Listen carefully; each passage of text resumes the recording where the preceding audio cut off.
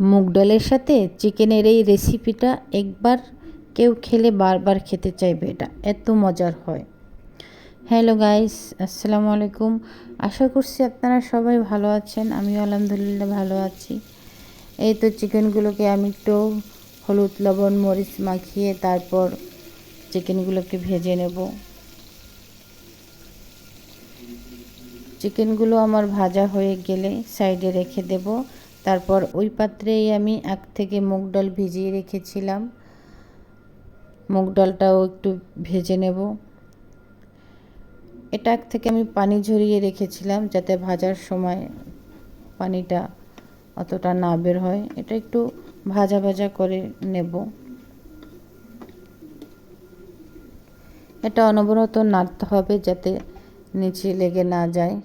তারপর অন্য একটা পাত্রে আমি পেঁয়াজ, কাঁচামরিচ, গোটা গরম মশলা, এলাচ, দারচিনি, লবঙ্গ দিয়ে একটু লালচা করে ভেজে নেব, অতটা বেশি ভাজবো না। এরপরে আমি আদা রসুন বাটা, হলুদ গুঁড়া, মরিচের গুঁড়া, ধনে জিরা গুঁড়া, রাঁধুনি মাংসের মশলার গুঁড়া, মশলাটা দিয়ে একটু পানি দিয়ে কষিয়ে নেব। এটাকে ভালোভাবে আমি কষানোর পর এটার ভেতরে আমি কিছু টমেটো কুচি দিয়ে দেব।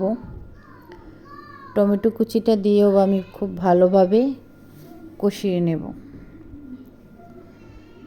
এটা কষানো হয়ে গেলে এটার ভেতরে আমি আগ থেকে মুগ ডাল চিকেন ভেজে রেখেছিলাম ওগুলো দিয়ে দেব। এগুলো দিয়ে আমি ভালোভাবে কষিয়ে নেব।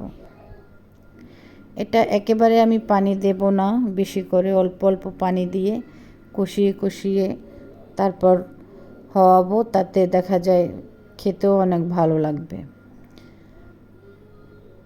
এটা একসাথে পানি দিলে দেখা যায় স্বাদটা কমে যায়, এই জন্য অল্প অল্প পানি দিয়ে আমি কষাবো। আর এই তো গরম মশলা লাস্টে দিয়ে নামিয়ে নেব।